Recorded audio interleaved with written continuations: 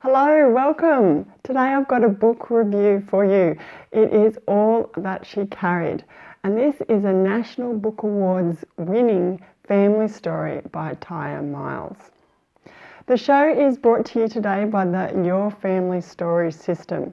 And this is a step-by system which I've used time and time again to help you interview a loved one and record their life story. Now, you could be helping them with an autobiography, a biography, a memoir, or some other life story project. And I'll have more details about how you can get some free sections to this system at the end of the show. So please stay with me. A big g'day if this is your first time to Forever Young Autobiographies. It's the place where we learn to create life stories for family and friends so unique memories can live on. It'd be great if you could follow, subscribe, or like the show.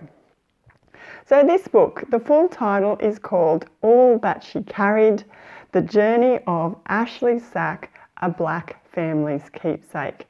And this really is a story about resistance in the face of all odds. Now, it was put out by Tyya Miles, and she's a professor at Harvard.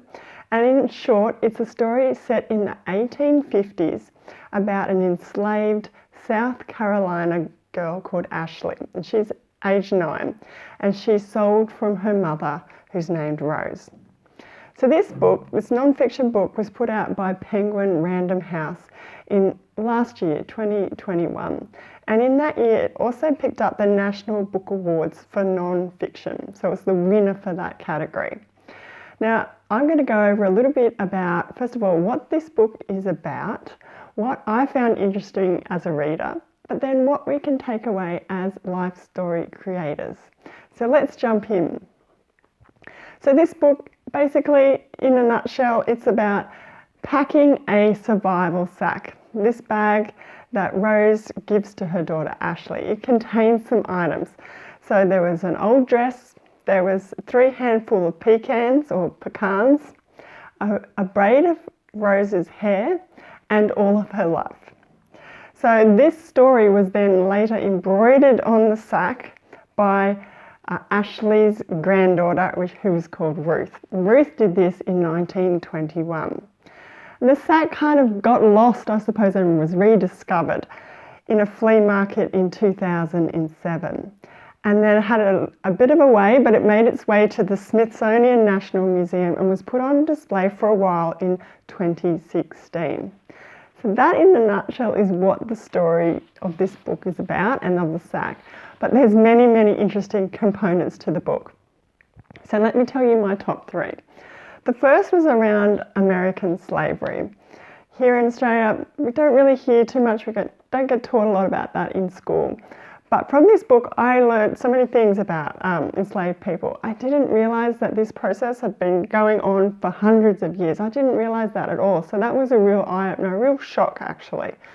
And from this book, we also hear from Miles about, she goes into detail about what enslaved people ate, how they dressed themselves, how they made the fabric to then create these clothes. And they only get so much a year of a length of fabric to use to clothe themselves. And also that family groups or social groups, they're rarely kept intact, especially for women and children. You know, they're often sold. So I had no idea about that and found that incredibly interesting. Some other interesting things was that a sack could be a format or could be a canvas for a life story. A short but sweet one, but how powerful is it? You know, you really can put a life story on anything. So that was really interesting. And also something that I never really thought about that Miles draws attention to here is that the current push to confront or address climate change, she says, is a similar process, or that change, that push, is similar to what happened when people wanted to end slavery back in the 1860s. And I thought, I would never have made that connection. But yeah, this whole societal push saying that's not on or that's not right anymore. So thirdly, what can we learn as life story creators from this wonderful book? Now, there's a few things. I think, of course, this is a story about a sack, about a bag.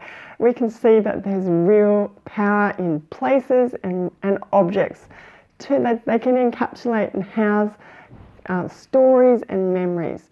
So that was really, really important, I think, to realise that. It's not just us as people, but places and things can do that as well, can hold memories. Also, with enslaved people, so many gaps in the records about their lives. And this can be the same in our own creating. We have stories about our loved ones, and there's real gaps in the archival or historical, the documents. There's nothing there. But Miles says, look, she explores this. She says, yes, there's dead ends, or in terms of historical record, but they're not really true dead ends, because they're then opportunities in that we can explore what could be true. So we can be a bit of a detective and, think through what could have been happening in a global context in their lives, what might have been true, and really explore that with the reader. Finally, I think we can really see how she uses themes, especially the theme of love. And she uses this to trace and connect the different stories of the women throughout the book. I think reading this book, you can really see that and get an education on how to use themes. So there you go, that's my book review for you. It's what you need to know about a South Carolina slavery keepsake that's ended up in the Smithsonian. So to recap for this show, we've talked a bit about what the book is about, what's interesting as a reader, but then what's interesting for us as life story creators. But overall, I really want you to take away the idea to realise that items play a really powerful role in storytelling. I think this is a great book. If you give this a read, I'm sure you'll come to that conclusion as well. So if you'd like to know more about this book review, I've got a whole article over there on my website.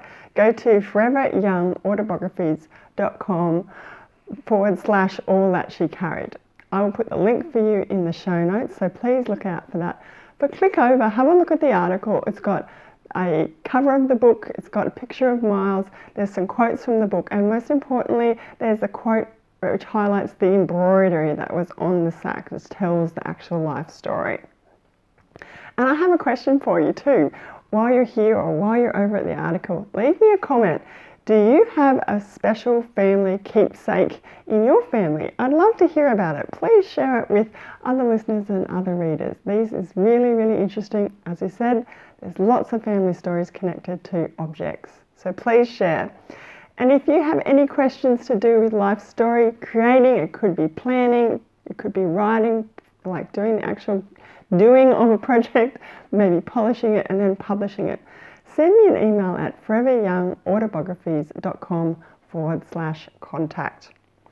At the top of the show, at the beginning of the show, I mentioned the Your Family Story system, which is a step-by-step guide to interview a loved one and help them record their life story. It could be short, it could be long. But if you'd like to get some free sections for that, a bit of a taster, please go to foreveryoungautobiographie.com/free. Again, please look for the links down below or in the show notes. Just go click that, put your name and your email, and I will send it to you.